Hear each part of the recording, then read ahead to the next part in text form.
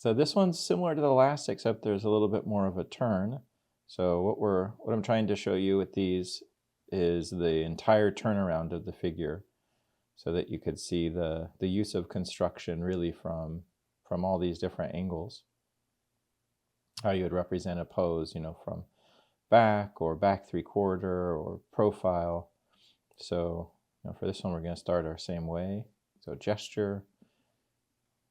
And we could see, hopefully you could see immediately that there's just a bit of a difference in that I see more of the symmetry line. So that's really the big point of difference from this to the last, the profile one.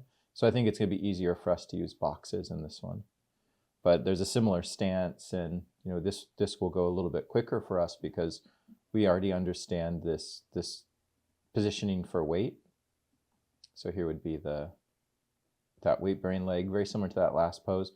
These are images from Bodies in Motion .photo, by the way, which is one of my favorite resources, developed by the artist and anatomist Scott Eaton. They're all curated and shot in sequential. So I like them for studying gesture and perspective and anatomy.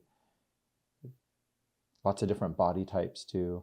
But I'm going to do the same thing because it's almost at this point compulsory for me to extend this back leg. And it's just my relationship to gesture and in drawing figures is I like pushing that dramatic. Maybe we do like a foot over here or something. So hopefully that doesn't annoy anybody that's looking for like an exact replication of the image, but I do always like to push that for fun. And then when I am designing poses, like gesture-wise, I like looking for abstract elements of repetition. So like if my leg is going this way on that angle, I like building continuity and patterning with the rest of the figure. So maybe like the arm would also change from what I see there and go that angle, or maybe the forearm matches the angle of this leg. So I think it's a balance of like finding elements of that unify like that. I would say those are unifying elements to the pose, finding similarities, and then elements of variety, because you don't want something entirely unified or it looks dumb and boring, or maybe just not exciting. So this breaks with those angles of this arm, but maybe as this forearm comes back, I could rematch it to that. So I think gesture has all these fun opportunities to really think about figures and drawing at the most abstract, like a assemblage of line and shape that just happens to be a figure later. But that would be kind of a deeper dive into that just for step. So that being done, now it's step 2, tilt and the shapes.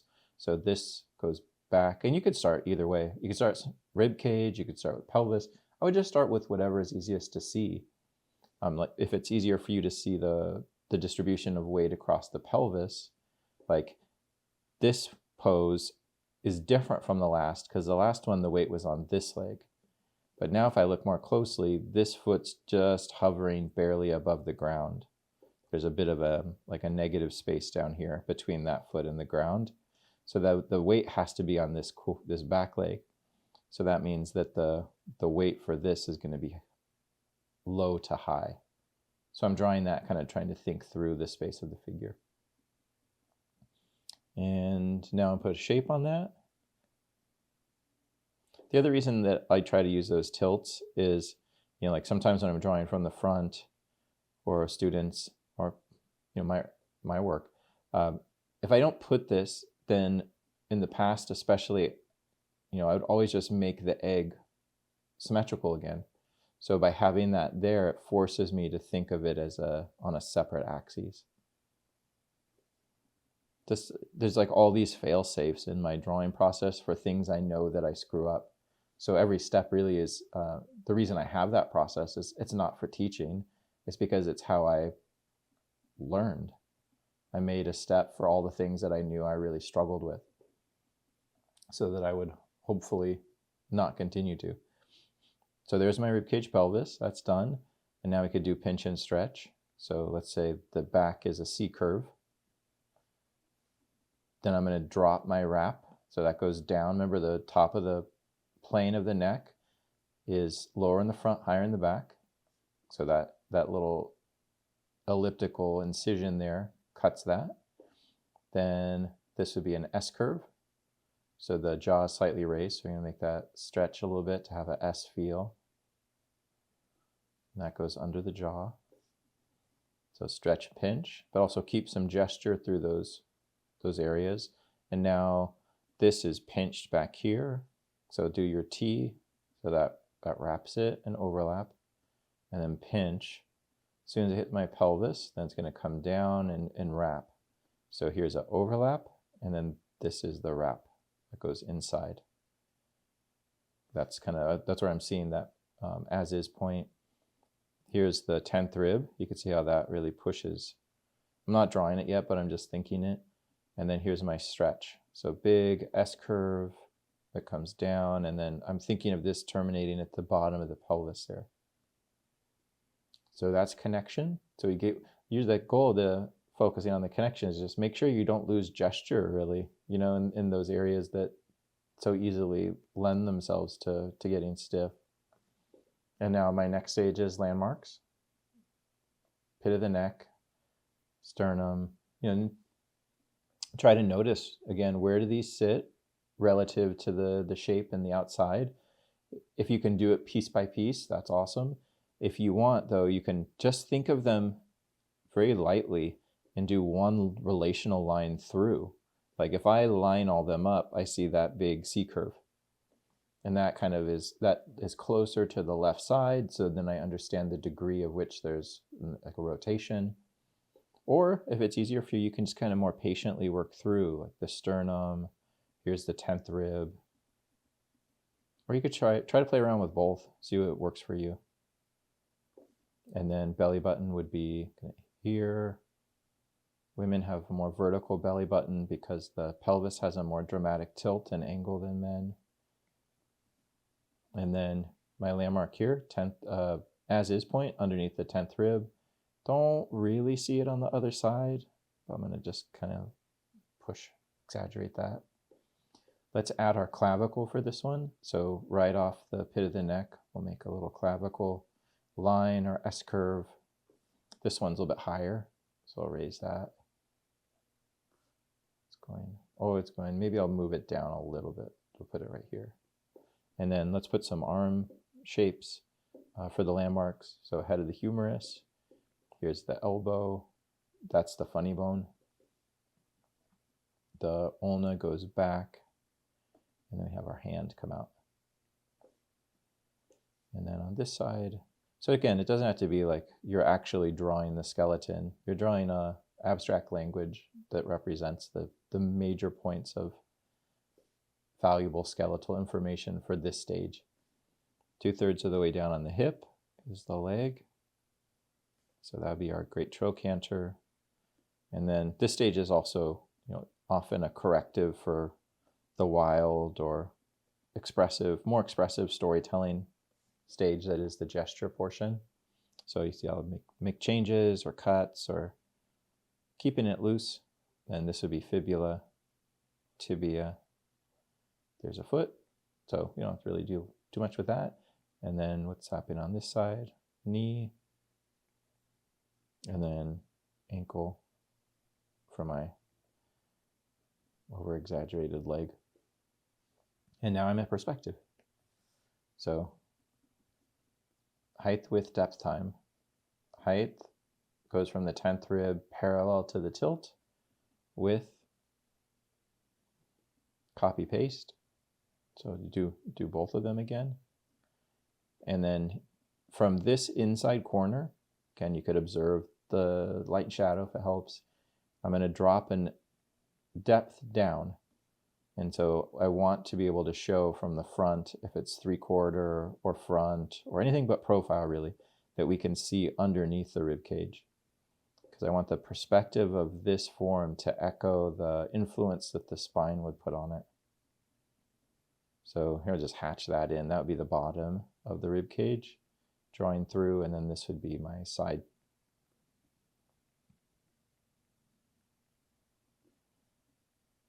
And that'll get covered over again and everything by muscle. Now let's do our pelvis. So I'm going to push, that would be the depth from the as is to the back of the shape. The width is going to go across, and that's going to go across with that tilt line. So all I did was just reference that tilt.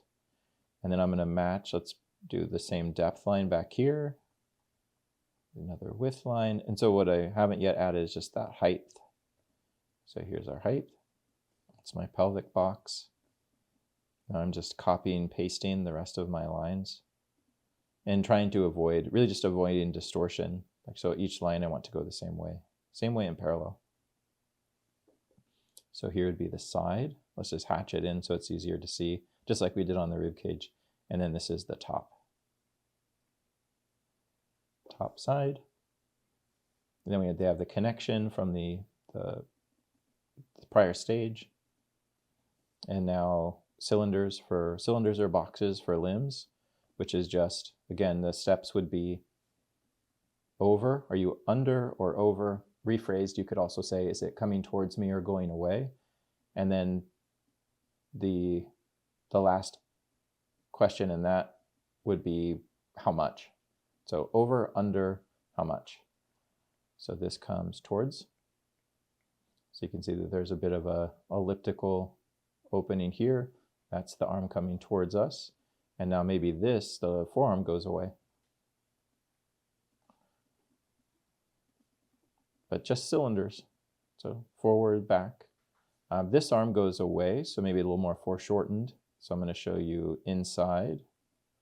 That ends here. Try to match those to be the same ellipse. That's probably the hardest part. And then parallel lines to the outside just to give you those. Then turn it. Remember, the ellipses between the limbs should always overlap just a little bit. And then what direction does this go? And that gets cropped by the head. So that'd be right there. And all that's left is just to add in some volume or some form for those legs. So here we would have, let's do cylinders here.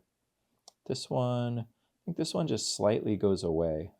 So I'm going to show you the cylinder there. I'm going to borrow on that ellipse. And this goes that way.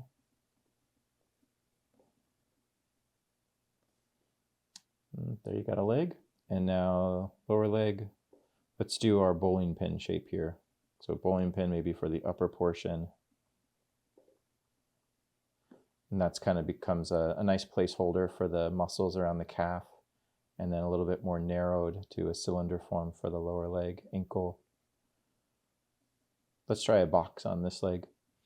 If you ever want to do a box. I think boxes are way more helpful for actually studying anatomy because cylinders are too generic. I don't know where the top or side or bottom of the cylinder is. It's all just the same. So for this leg, you could use the light and shadow or just the landmark of the knee and say, this is my front. So I have those three lines. So it has the inside corner, whereas the cylinder doesn't. And then turn that plane back here. So we have our front versus our inside. And that's really helpful when you're trying to stack different muscle shapes so that you know which pattern or which shape to place where. Sometimes I'll also do the knee. Sometimes what you could do that I find to be really helpful is, like if we have, that leg a little larger over here. Oh, maybe we could just draw it right on top. So let's just zoom in here.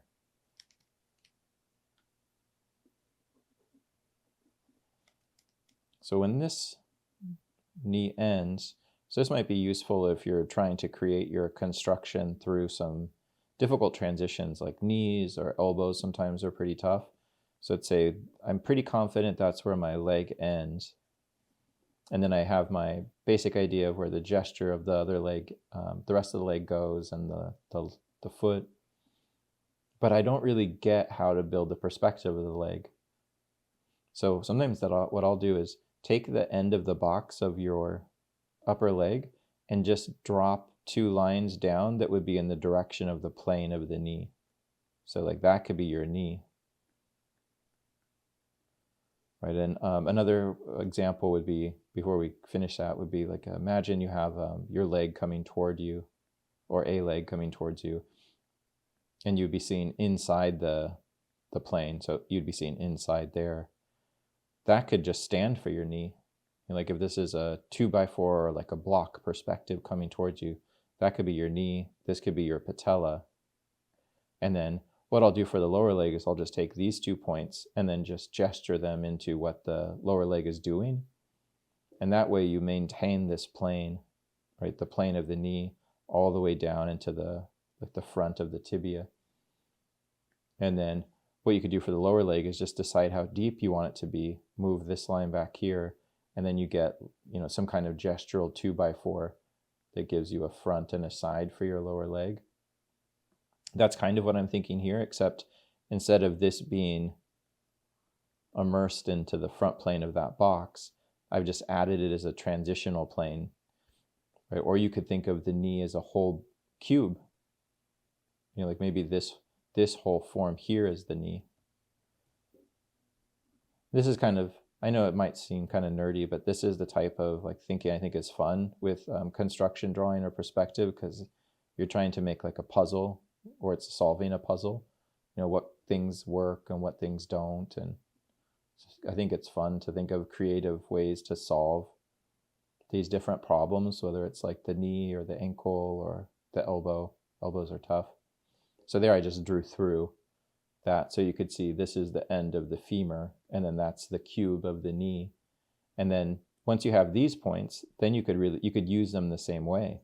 So this could be that could be the front of your leg. And then maybe at the back, you could do an S curve here, and that kind of gives you that organic look to the back of the leg, the calf.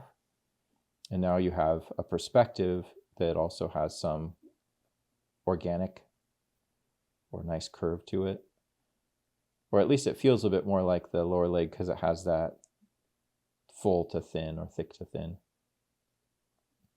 And then if I hadn't changed the direction of the leg for the storytelling of the gesture, what you could do is, let's just put it back to where it was. Here would be this is the tendon ramp of the foot.